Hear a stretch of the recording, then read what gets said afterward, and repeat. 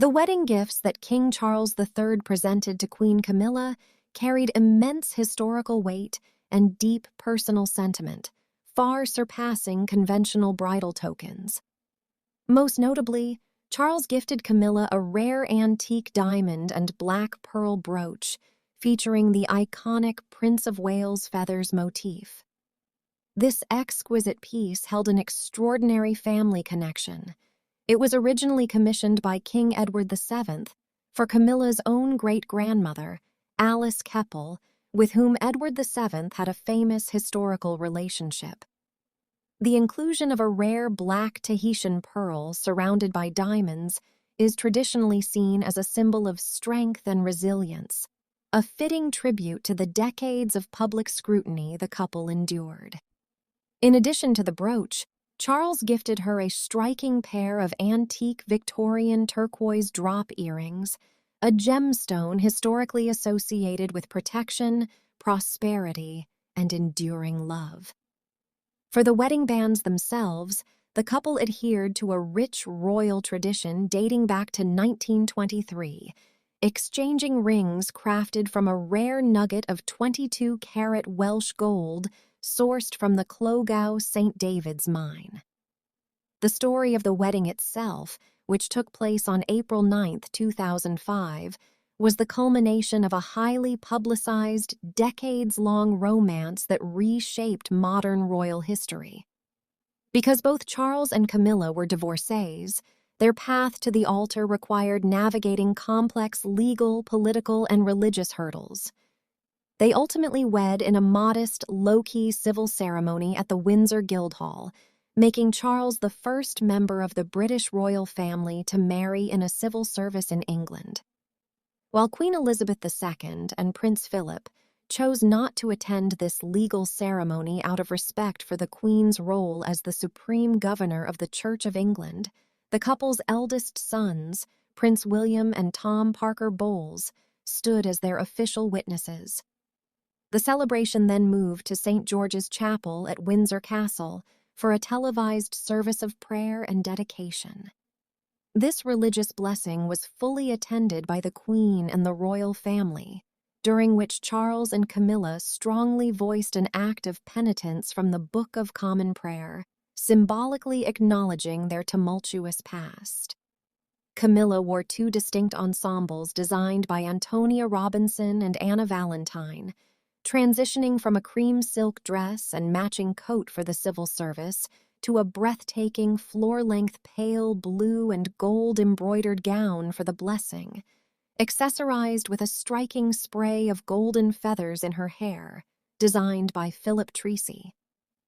Expanding further on the intricate backdrop of this momentous occasion, the long road to the Windsor Guildhall was paved with years of intense negotiation behind palace walls and public relations strategies designed to shift public perception. The romance, which famously began in the early 1970s at a polo match, had survived marriages to other people, the tragic passing of Diana, Princess of Wales, and a media frenzy that few public figures have ever withstood. When the engagement was finally announced on February 10, 2005, it marked a definitive turning point. The engagement ring Charles presented to Camilla was a stunning piece of royal history itself, an Art Deco platinum ring featuring a 5-carat emerald-cut diamond flanked by 3 diamond baguettes on each side, which had belonged to his beloved grandmother, Queen Elizabeth, the Queen Mother. The announcement also carried crucial constitutional clarifications, explicitly stating that upon Charles's eventual accession to the throne, Camilla would intend to use the title Princess Consort rather than Queen, a concession designed to temper remaining public hesitations at the time. The logistical planning of the wedding faced several immediate challenges. Originally scheduled for April 8, 2005, the ceremony had to be postponed by 24 hours at the last minute. This unexpected delay occurred because King Charles was called upon to represent Queen Elizabeth II at the funeral of Pope John Paul II in Rome, an event that drew world leaders from across the globe and required strict adherence to international diplomatic protocol. When April 9th finally arrived, the atmosphere in Windsor was an electric mix of royal pageantry and quiet dignity. The choice of the Windsor Guildhall for the civil ceremony was highly deliberate. It allowed the couple a degree of privacy while adhering strictly to the legal frameworks governing civil marriages in the United Kingdom. Because the Guildhall had to be licensed for civil marriages to accommodate the royal wedding, it meant that for a brief period, any ordinary citizen could technically apply to be married in the exact same room, a democratic twist that fascinated the public. Following the private legal vows, the transition to St. George's Chapel for the service of prayer and dedication allowed the British public and international onlookers to witness the spiritual validation of the union. The guest list for this portion of the day was a glittering assembly of European royalty, British political figures, and prominent entertainment personalities, reflecting the couple's wide-ranging cultural and charitable interests.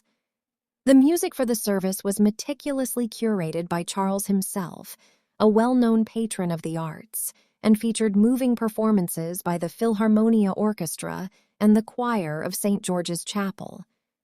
The emotional weight of the day culminated during the reception hosted by Queen Elizabeth II in the Waterloo Chamber of Windsor Castle.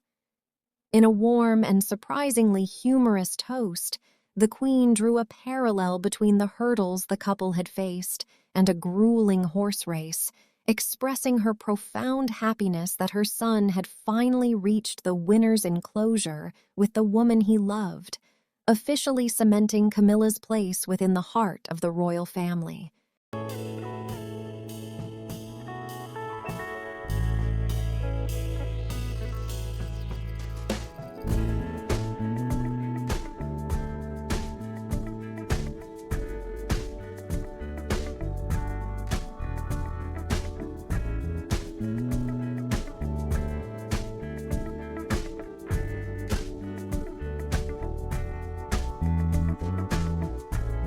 They will come, they will come.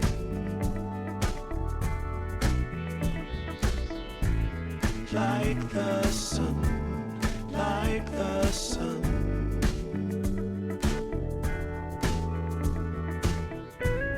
They will be, they will be. Everything. Everything. When you put it out there and it's pure, it's pure. Can't ask for anything more, anything more. Want to do this for you wholeheartedly.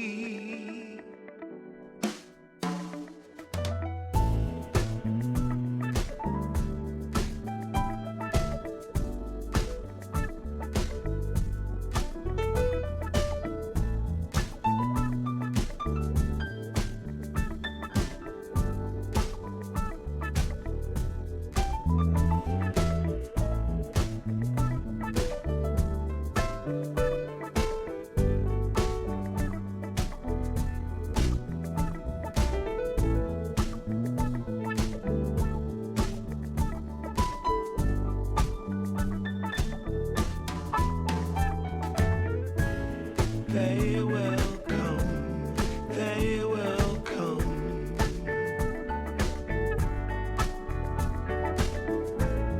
Like the sun, like the sun.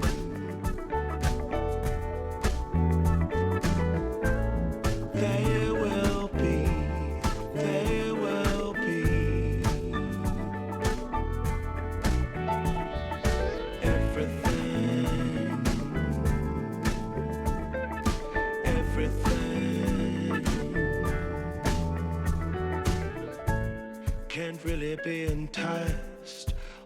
it's very nice. In my space, I feel most comfortable. Choose what you like, choose your people, choose your time, choose to be vibrant, choose to feel yourself, choose to transcend, choose to be your own friend.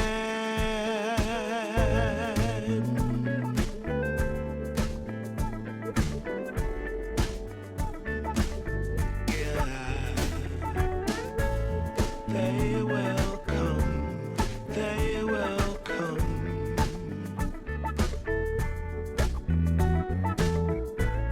Like the sun, like the sun.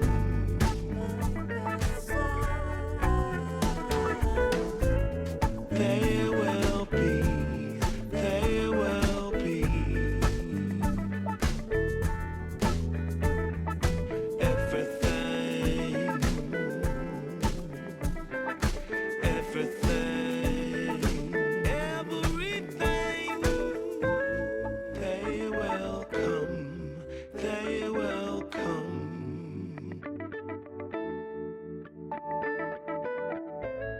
Like the sun, like the sun.